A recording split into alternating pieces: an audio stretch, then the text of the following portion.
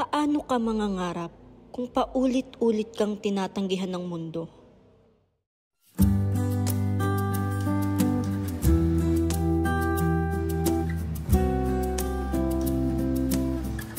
Ako po si Alisa Gail Iglesias. Age po po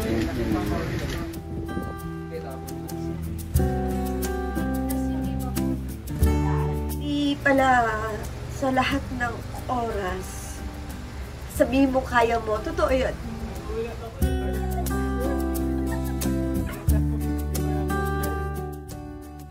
Kahit po mayroong ganito, makakaya ko po.